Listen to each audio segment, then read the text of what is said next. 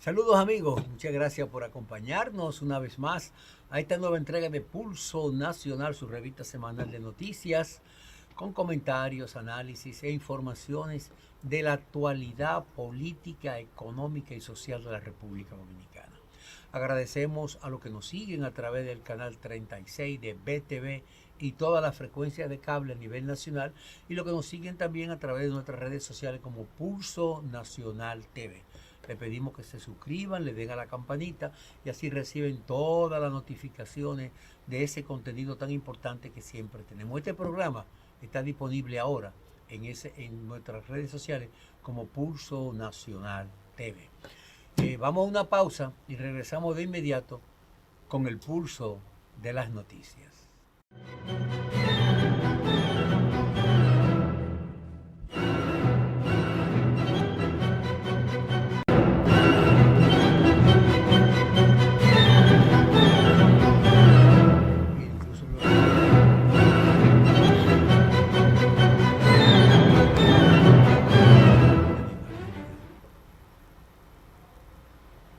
Hola Brita, ¿cómo estás? Qué placer saludarte.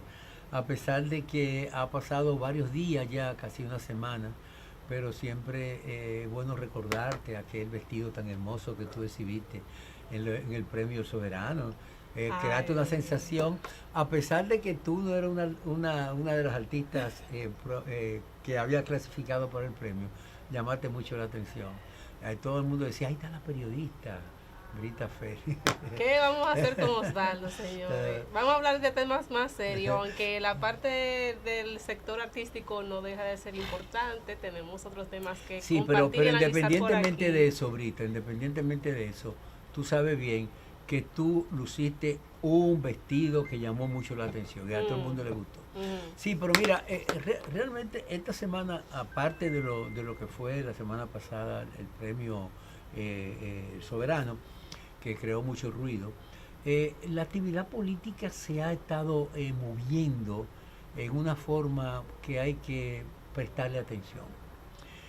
La ley de partido político y las regulaciones de la Junta Central Electoral establece que la precampaña electoral debe de iniciarse en octubre del año 2027. Estamos en el 2025. Sí, pero faltan 2 años. Pero ya empezaron a hablar. No, empezaron a hablar, no, están en actividades políticas.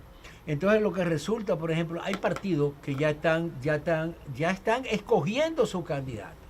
En las elecciones pasadas, el PLD alegó que iba a hacer una consulta para ver de cuál de sus dirigentes iba a ser el que tuviera el mejor perfil para poder optar por la candidatura presidencial. Sin embargo, esa consulta resultó ser un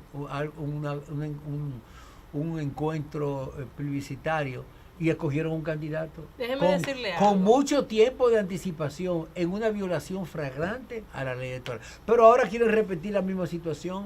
Ahora resulta que, aunque a pesar de, como tú señalas, Brita, que falta mucho tiempo, ya hay varios precandidatos. El primer paso lo dio Francisco Javier García. Se lanzó y anunció, convocó a la prensa y dijo que él iba a aspirar a la presidencia de la República y se lanzaba formalmente como precandidato. Pero ahí está Francisco Domínguez Brito, que también, y Abel Martínez, que ya tiene todo su estrategia listo para eso. De hecho, no la tiene, que ya le está trabajando, porque yo soy testigo de que recibo notas de prensa de diversos candidatos, tanto del PLD y precandidatos, tanto del PLD y de otros partidos, promoviendo sus estrategias, acercándose a varias comunidades, compartiendo sus planes con relación a las próximas elecciones. ¿Y sabe cuál es el factor principal por el cual se está repitiendo esta propaganda? Que la Junta Central Electoral no ha aplicado los estatutos en cuanto a las sanciones que debieron de hacerlo en las pasadas elecciones. Los reglamentos se supone que y la ley prohíbe si fortalecen esas sanciones, no se ve lo que está pasando actualmente. Definitivamente va a tener que hacerlo la Junta Central Electoral, pero con medidas drásticas. No sé si la ley contempla suspensión de esas personas que aspiran a ser candidatos y que se lanzan antes de la Junta Central Electoral dice, bueno, usted no puede ser candidato. ¿Por qué? Porque usted violó la ley. Mírenlo ya aquí. Perdió su oportunidad. Claro. Pero, con pruebas, mírenlo. Y entonces, aquí. aparte de eso, porque no tan solo en el caso del PLD, solo están haciendo todos los partidos, uno más que otro. Claro. ¿Me entiendes? Entonces, pero en el caso del PLD, que saco a colación, el precandidato Abel Martínez, que fue el candidato oficial de ese partido en las elecciones pasadas, anunció que convocó y creó muchas expectativas en un programa muy conocido de televisión. Aproveché ese escenario para anunciar su plataforma y prácticamente ya presentarse ante la población como el candidato presidencial del PLD. La gente se cansa. Eso no tan solo que ya está saturando el ambiente con actividades políticas, sino que eso es violación a la ley y además eso pone en desventaja a otros precandidatos. Se ha hecho una serie de especulaciones. Se decía que Abel Martínez realmente estaba promoviendo eso al interno del PLD para él salir del partido del PLD y sumarse a la fuerza del pueblo. Irse a la fuerza del pueblo.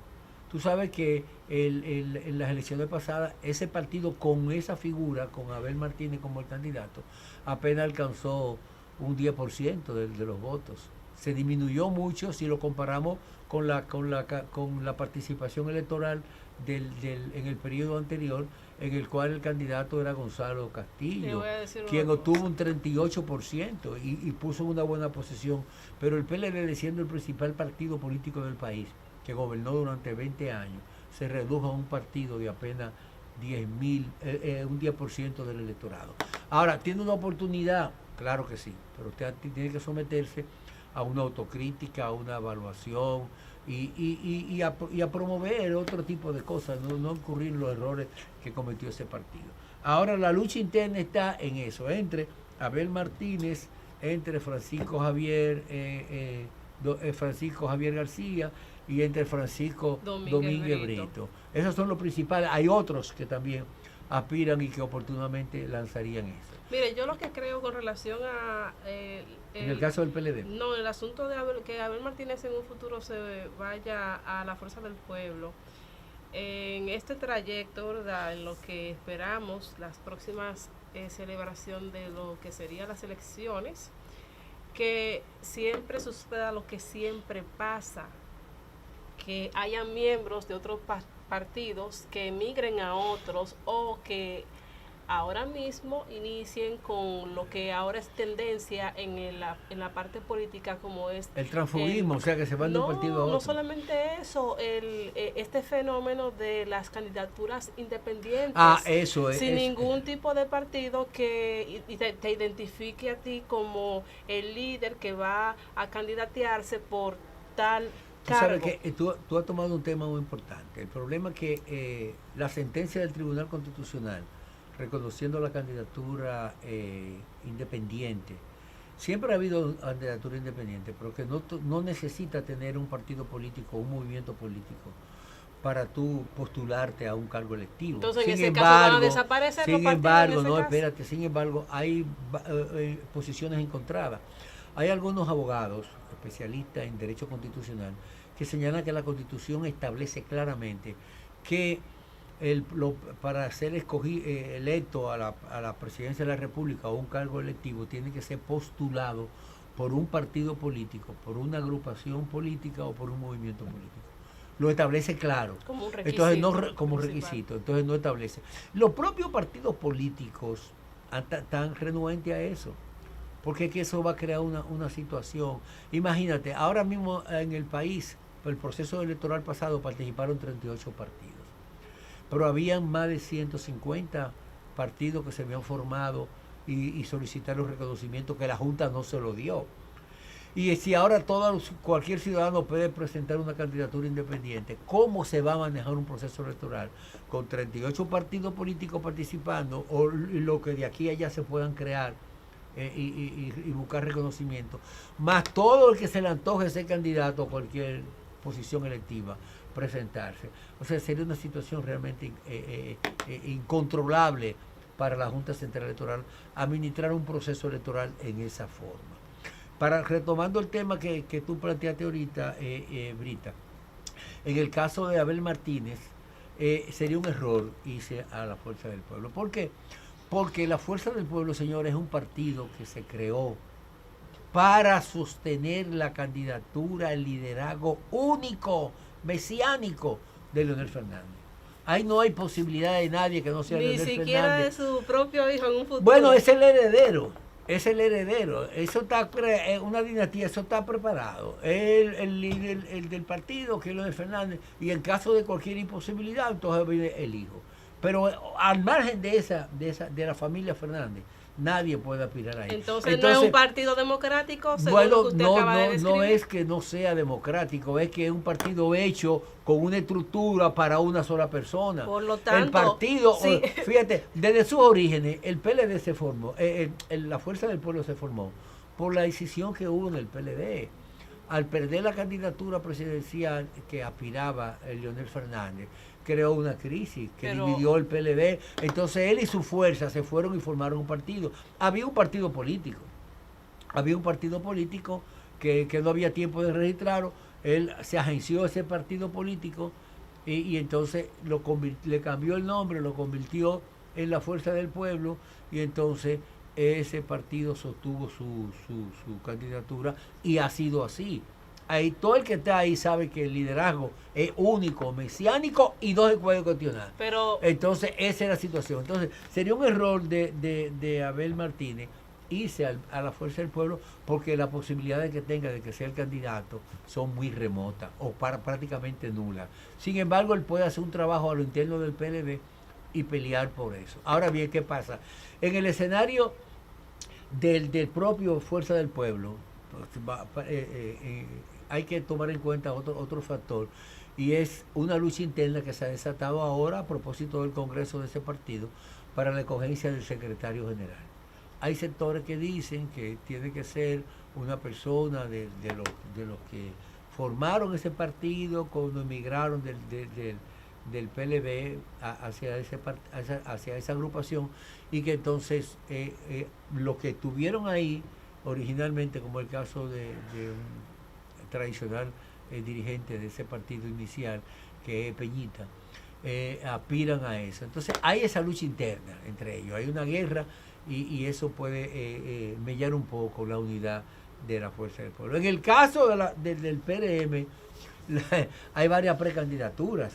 Hay algunas que ya están bastante avanzadas, a pesar de que la ley prohíbe la campaña electoral y el lanzamiento de precandidatura de los partidos hasta octubre del 2027. En el PLD, en el PRM han tratado de frenarlo, y el propio presidente de ese partido dice que no se va a abocar a escoger a iniciar un proceso de preelectoral hasta tanto no llegue el plazo que establece la ley electoral. Sin embargo, esos movimientos se siguen reuniendo y se siguen esos aspirantes a la nominación presidencial, sobre todo porque el presidente Luis Abinader dijo reiteradamente que él no va a aspirar a un nuevo periodo, y tanto así que promovió una reforma constitucional para sellar eso, ponerle un candado a la posibilidad de que un presidente en ejercicio modifique la constitución para reelegirse. No hay posibilidad de que él vuelva. Entonces, los delfines del presidente aspiran a sustituirlo. No tan solo el caso, por ejemplo, de Eduardo San Lobatón Yayo, que es un funcionario del gobierno, director de aduana, no, igual que Willington Arnott, el caso también de Carolina Mejía, el caso de David Collado, que es ministro. Todos son funcionarios del gobierno, ministro de Turismo. Y hay otros también que aspiran a la nominación presidencial de ese partido y que están trabajando, como el hijo de Peña Gómez, Tony Peñaguaba, que también aspiran. Y Guido Gómez Mazara, que siempre ha sido un aspirante a eso, pero que es quizá el que ha mantenido la distancia. No se le ve en proselitismo en este momento. Él tiene sus aspiraciones y él está esperando el momento en que el partido decida para entonces él lanzarse. ¿Quién es ese? Guido Gómez Mazara. Entonces, en el proceso ha respetado ese proceso. Claro, mire, y hablando sobre eso, quiero hacer un recordatorio de que en las pasadas elecciones la Junta Central Electoral había informado incluso al partido del gobierno oficialista, al PRM, especialmente a los funcionarios que están activos, a que no utilicen sus puestos de trabajo, sus funciones, los recursos del Estado, para precisamente candidatearse como una estrategia política y venderse para las próximas futuras elecciones con relación a un puesto. Yo entiendo que en este caso, usted puso de ejemplo a Guido Gómez Mazara, deben de acogerse toda persona a hacer lo que tiene que hacer, y al final el que va a beneficiarse de eso en las próximas elecciones es usted mismo, porque el resultado de su trabajo es el que va a hablar y va a determinar, bueno, este hombre no dejó de parar, mira todo el trabajo que ha hecho. Mira, yo en caso de voy a dar mi voto por esa persona. En el caso claro de los funcionarios del gobierno que aspiran a la candidatura presidencial, están en su derecho a hacerlo, pero sería un error promover una corriente ahora mismo de promoción política a lo interno del gobierno, porque a este gobierno le faltan 3 años. Entonces el éxito de que ellos puedan continuar en el poder, es que el presidente Abinader concluya su periodo con éxito, que se retire del gobierno con una alta aceptación y que puede exhibir transformaciones y cambios de lo que se ofrecieron. Claro que sí. Pero hay que ayudar, los funcionarios tienen que ayudar al presidente en ese sentido, y entonces, realizando un buen gobierno, entonces sí pueden ellos mismos aspirar a continuar eso. Pero claro, vamos a una pausa, que hay mucho más en Pulso Nacional.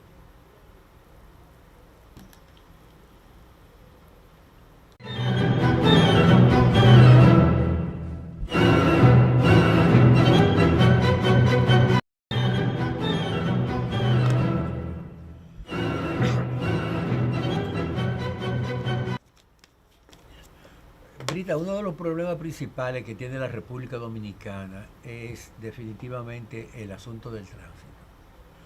El tránsito cada día es más caótico y está promovido por 4 cosas fundamentales. Una de ellas es la cantidad excesiva de vehículos que hay. El parque vehicular ha crecido de manera exponencial y ya las calles a todas horas del día y de la noche están congestionadas.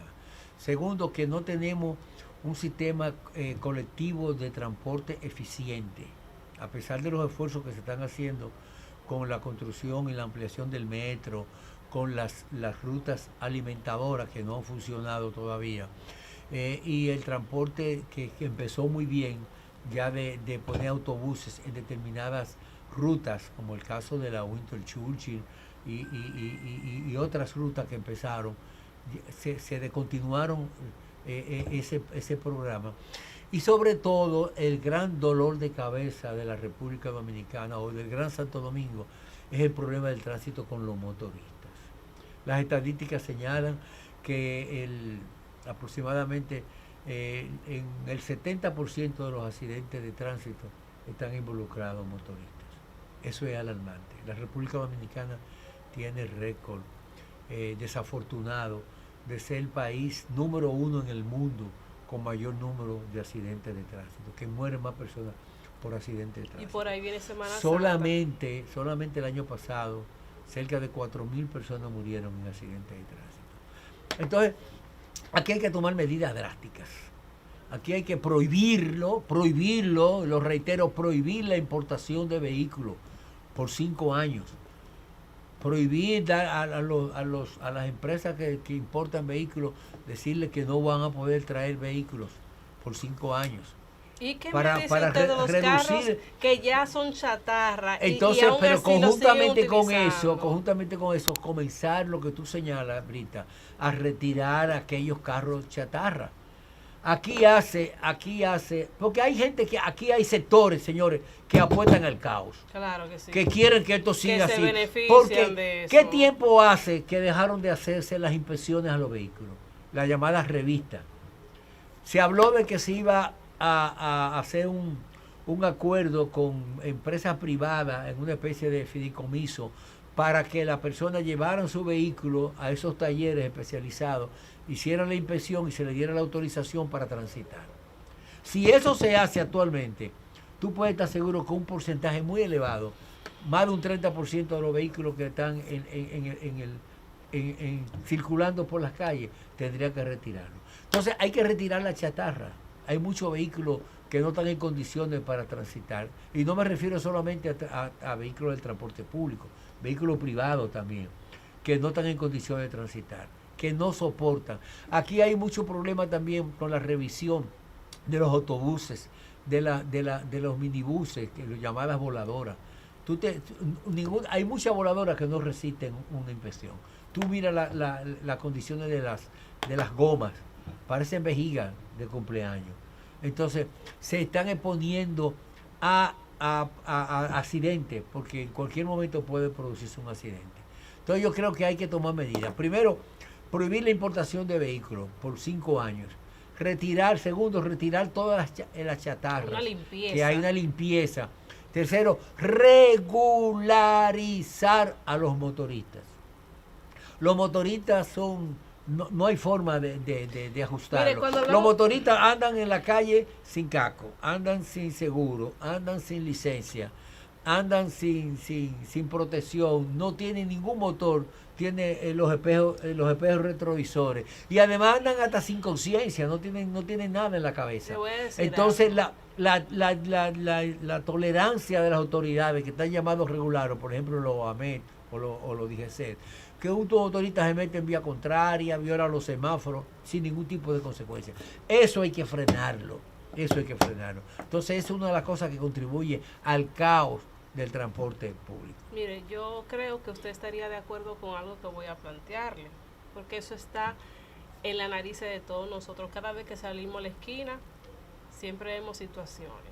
El sector motoconcho aquí es muy importante, porque a la hora de que un trabajador o una madre o un estudiante, luego de agotar un horario en la universidad o en el trabajo, tiene que llegar a su casa, un lugar quizás retirado de donde lo deja el autobús, ahí está la parada de motoconchistas, que quizás por 50 pesos o menos de eso lo lleva a la puerta de su casa, usted está seguro.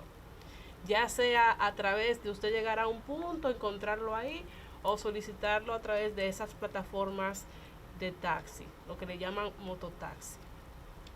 Pero también están los deliveries, que hay muchísimas compañías que optan por el delivery para poder llevar sus solicitudes de cualquier tipo de producto, servicio, comida, farmacia, etcétera. Y hemos crecido muchísimo en ese sentido.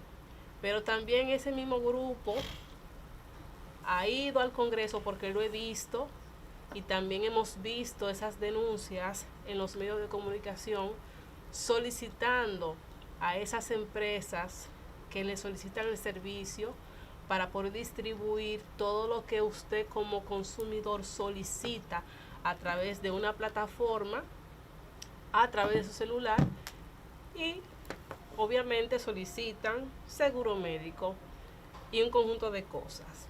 Y está bien. Ahora bien, hace dos días le pasé por el lado de un AMET. Yo lamenté en ese momento no tener el celular con la cámara activada.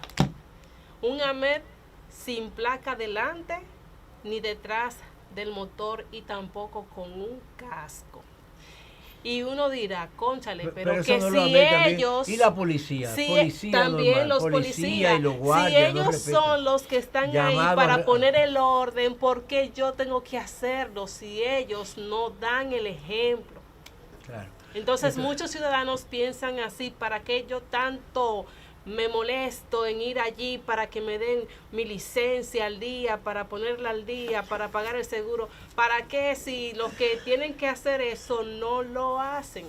Mira, aquí hay una complicidad, y todo eso es con un interés político. Dice, bueno, no podemos, son padres de familia y son votantes. pero es que hay que poner por encima de ese interés político la necesidad de la seguridad de la gente.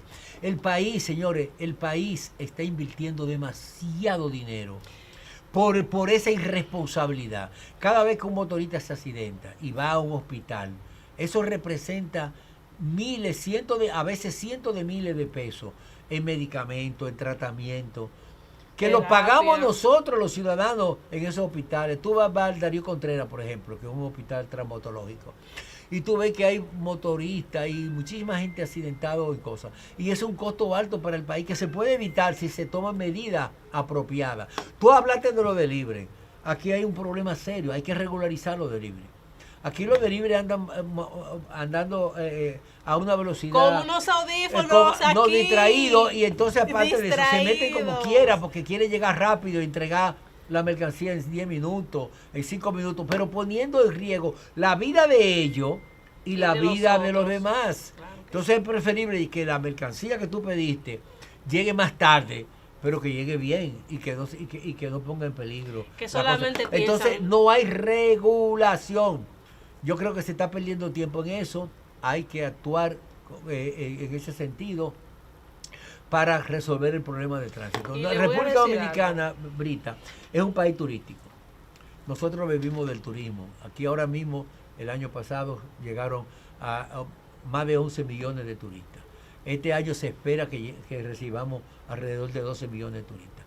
Pero ningún turista que llegue a este país puede salir del aeropuerto y coger un autobús yo voy a conocer la ciudad de Santo Domingo. No puede. No hay una seguridad, no hay un transporte apropiado que lo lleve.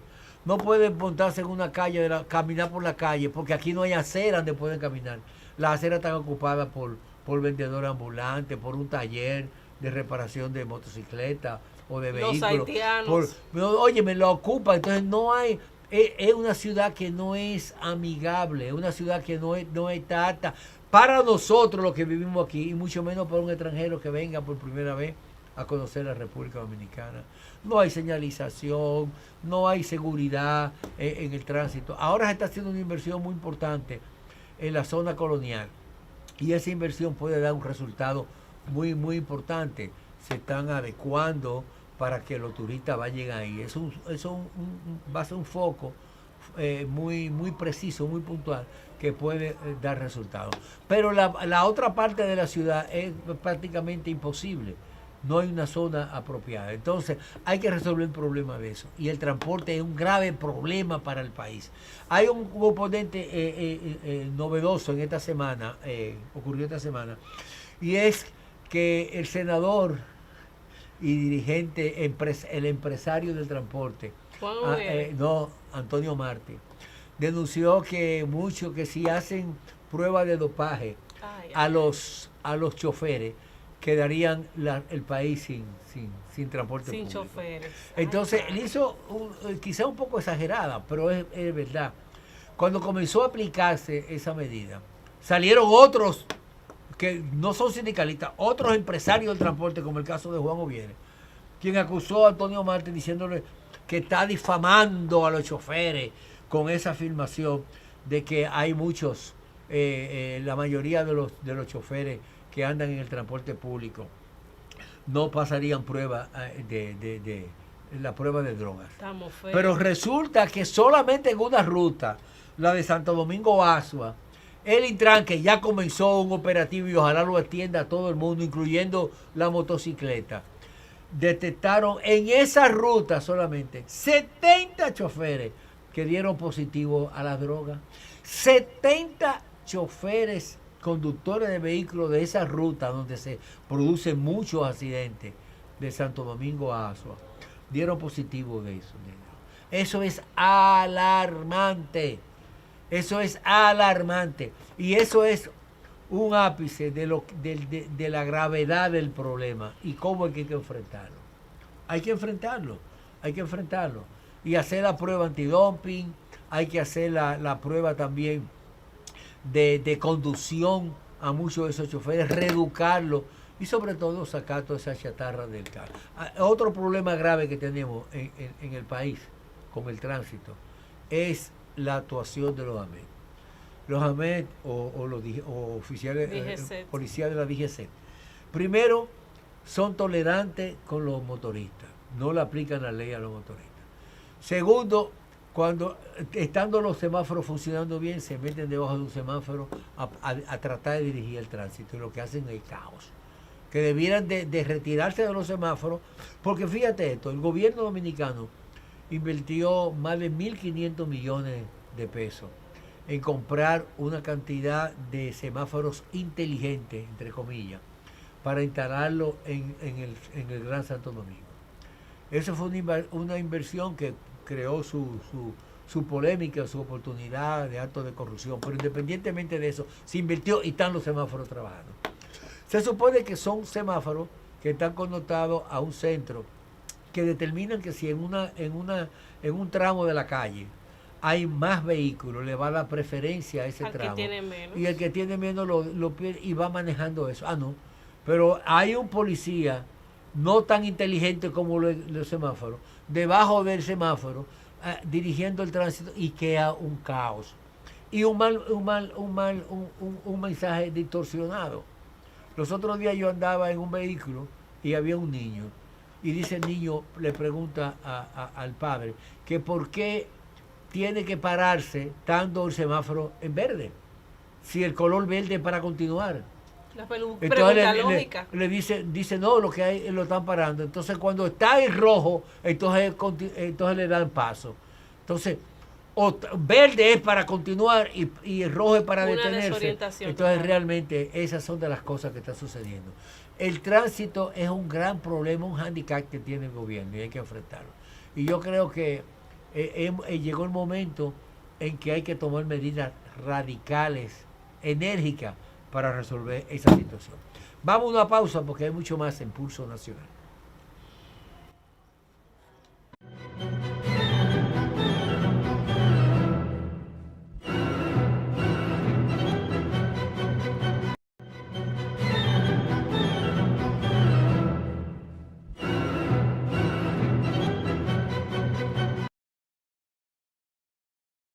Esta semana se ha anunciado ya una marcha, una protesta de los haitianos, residentes haitianos en República Dominicana, en el área de Punta Cana, el principal destino turístico del país, en un lugar que se conoce como el Hoyo de Friusa.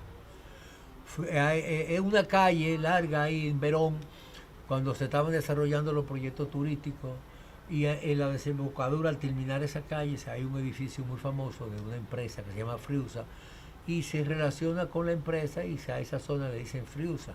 Entonces en el hoyo, en la parte de abajo, comenzaron a hacerse asentamientos de colonias de haitianos. Se ha hecho prácticamente un gueto de los haitianos.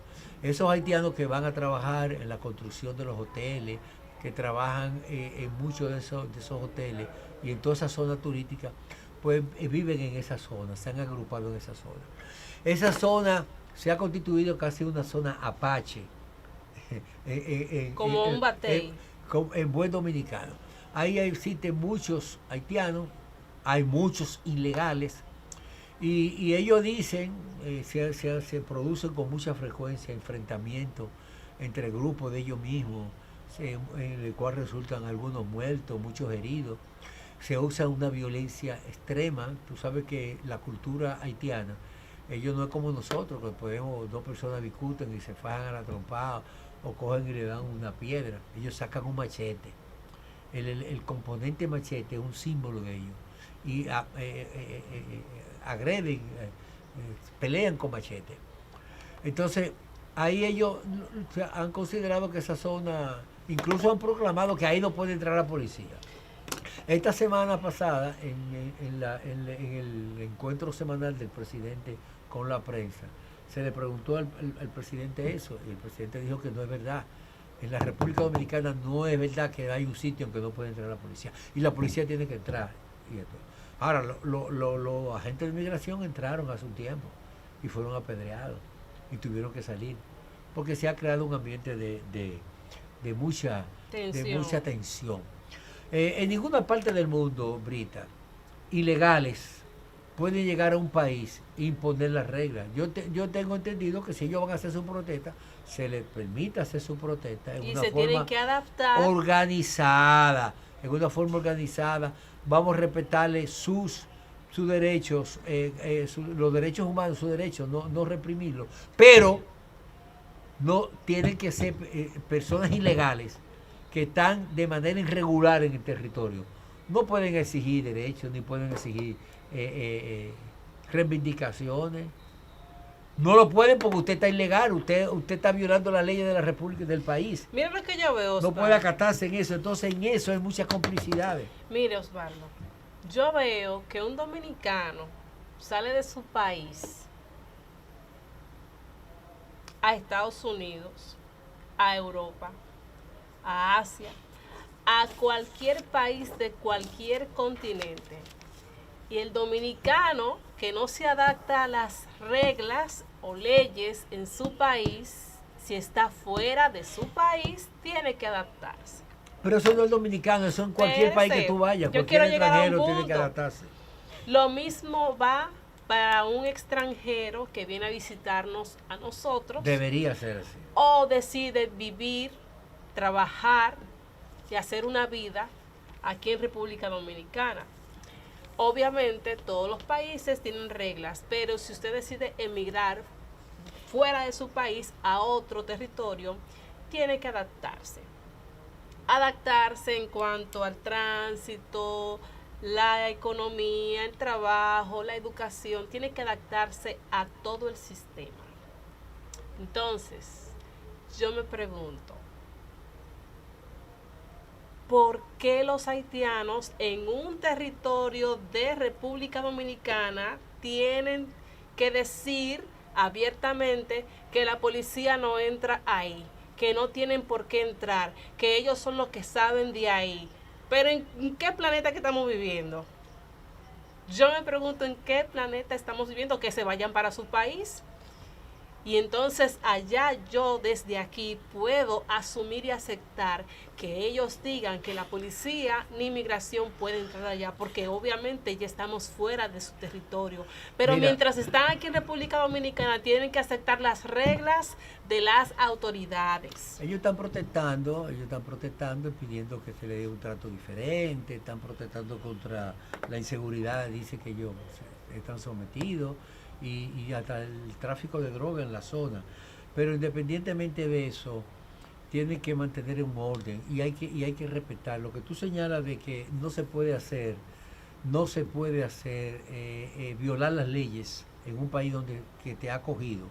Y además, si tú no estás regular, tú no tienes ningún tipo de derecho de reclamar nada. Yo creo que la autoridad de migración debe de continuar su operativo.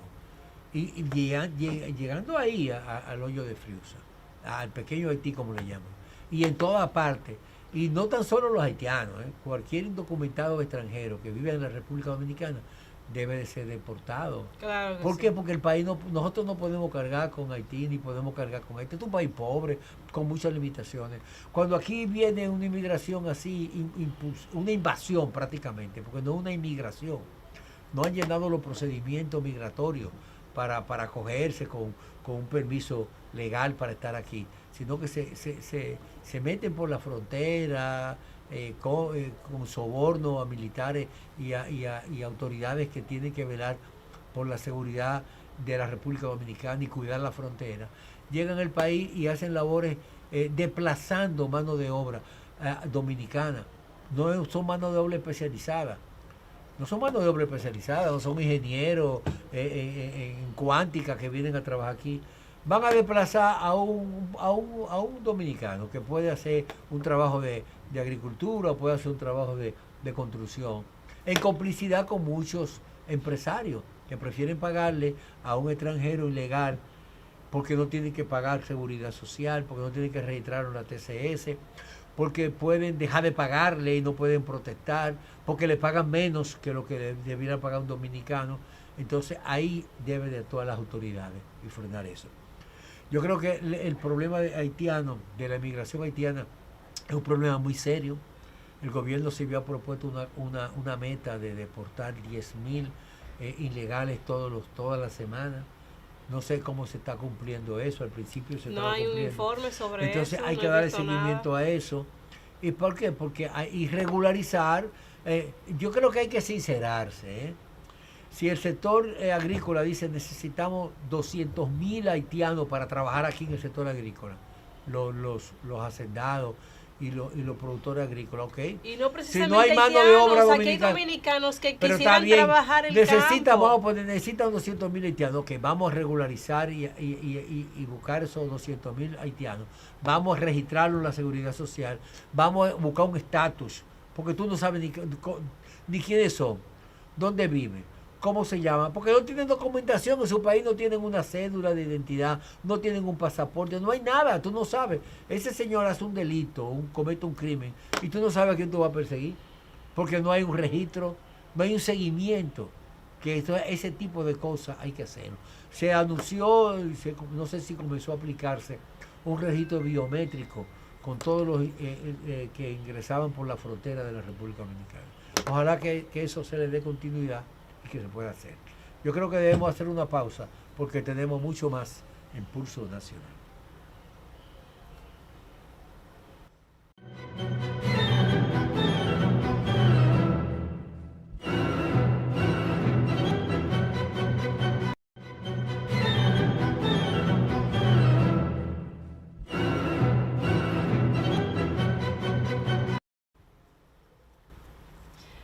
Amigos, estamos de vuelta. Señores, Osvaldo, quiero compartir con usted una reciente encuesta que muestra resultados bastante alarmantes con relación a la violencia aquí en nuestro país. Señores, más de 340,000 casos en los últimos 5 años. Wow. De este tipo de violencia que contempla violencia psicológica, física, económica, infantil, que realmente debemos de prestarle atención. Toda la sociedad realmente, porque miren, esto afecta a toda la sociedad, independientemente de que sean casos de parejas o casos intrafamiliares. Tenemos el caso recientemente de un hombre que creo en Estados Unidos, dominicano, que el mismo día que le propuso matrimonio a su pareja, ese mismo día la mató. La mató el mismo día, eso fue reciente, señores. No, pero y aquí se registran casos de eso, de asesinato y feminicidio casi a diario. Según la encuesta, según el estudio, esto ha demostrado que son 70,000 casos por año. Wow. Por año. Un año tiene 365 días. Imagínense. La cantidad de casos que se dan. No tan solo los feminicidios, que es el caso extremo, también otro tipo de violencia y a que son sometidas las mujeres. Sí. Y la familia. Y no solamente las mujeres, también hombres. La familia y los hombres, en sentido, menor escala a los hombres, pero en sentido general.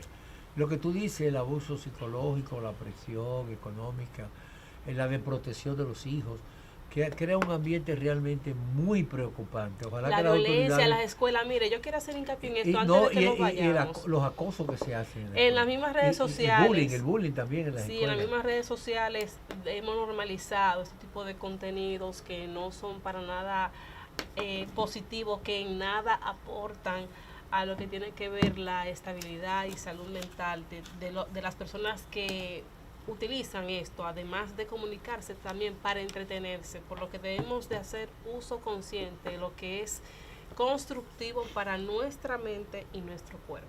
Bueno, Brita, se nos agotó el tiempo. Lamentablemente. Solo nos resta agradecerles su sintonía, invitarles a encontrarnos en otra entrega de Pulso Nacional.